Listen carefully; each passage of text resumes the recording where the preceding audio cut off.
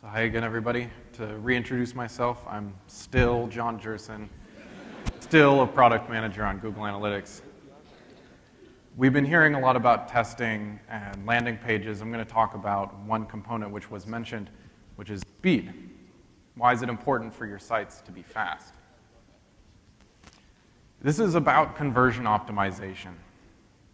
We typically think of conversion optimization as testing, changing the content, doing something better. We change a couple of pieces, we find a winner, and we know we've improved the user experience. By definition, we've improved the user experience because users are engaging more, they like the content better.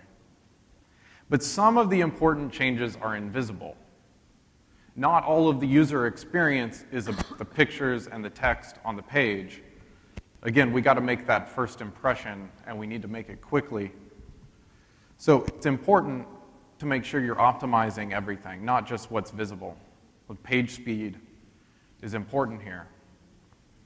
It's a fundamental part of the user experience, and as you saw the quote from Larry Page, our CEO, if you focus on the user, everything else will follow. Everything else like this. A single second can change your conversion rate by 7%. I dare you to load your page and just start counting. 7%, 7%, 7%. See how much you're losing. See how much opportunity is there. It's not just conversion rate that matters, too, or that gets affected by this, rather. A single second will cause an 11% drop in page views. A significant impact to customer satisfaction. Over time, a very slow site can drag down your brand. And of course, if we do a little math, we can see how this would be worth big money. So it's important. How do we set it up? How do we start tracking this? Well, we have a feature in Google Analytics called Site Speed, and this is how you set it up. It's very easy. This is a big mess of code. I don't expect you to read this. This is what you already have on your page. If you use Google Analytics, you already have this. This is our standard tracking snippet. This is what you need to change. Add a single tiny line, a call to this method, track page load time. When you add that call, this is what will happen. When your page starts loading, as normal, Google Analytics will send a hit, record this interaction. And then as the page finishes loading, we'll send another hit with latency information. We don't always do this. We do it about 1% of the time. 1% of the time. And we found, actually, with just 100 data points, you can already get statistically significant information about how your site's performance is.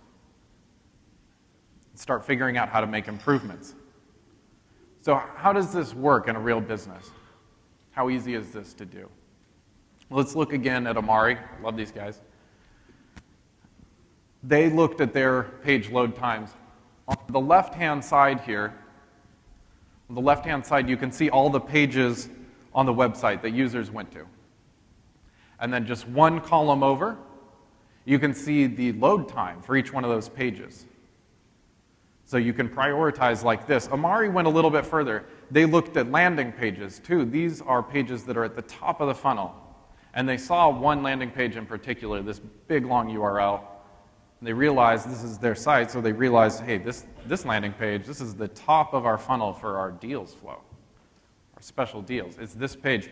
This is their home page, rather. And when you click this link, you get to this page that we're looking at.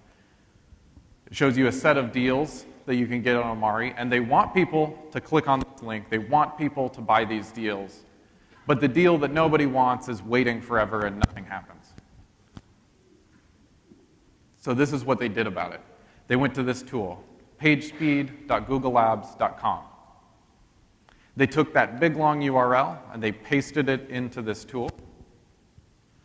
And when you click Go, you can get desktop suggestions, or you could get mobile suggestions. And it looks like this.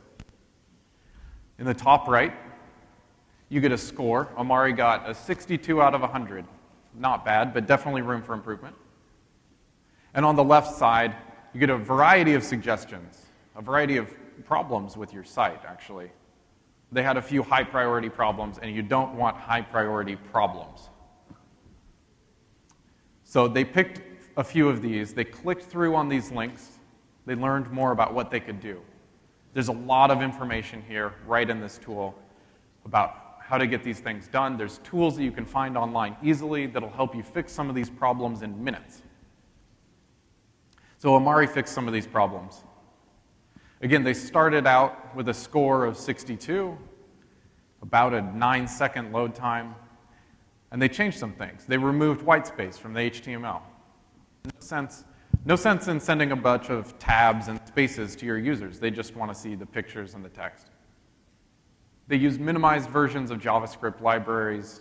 They did a couple other things. Again, just a handful of things. And they improved. They got a 67 on their score after they did these things. And they dropped 11% on their page load time, a full second. So what does a full second mean again? 7%. So what's interesting about this, I think, is they dropped a full second just by addressing a few of these items. They're still at 67. There's still plenty of room for improvement. And they should keep improving, and you should keep improving too. To be honest, an 8-second, a 9-second load time, it's rude. Rude to make your users wait that long. So Amari has started being a little nicer to their users. We hope that you do too. We don't have specific conversion data for these guys yet. It's still very early, but we're excited about this improvement, and according to the averages, it should be a great change for their users. So here's some things that you can do right now to follow in Amari's path and start being nicer to your users. First, add this one-line snippet to your tracking code. Find pages that need fixing in the reports. Look at all of the pages and prioritize by speed for sure, but look at the pages that are important to you, important to your business. And then use this page speed tool online to find the problems and address them. Again, it's easy to do. There are online tools that will fix these problems for you. All you have to do is try. Thank you.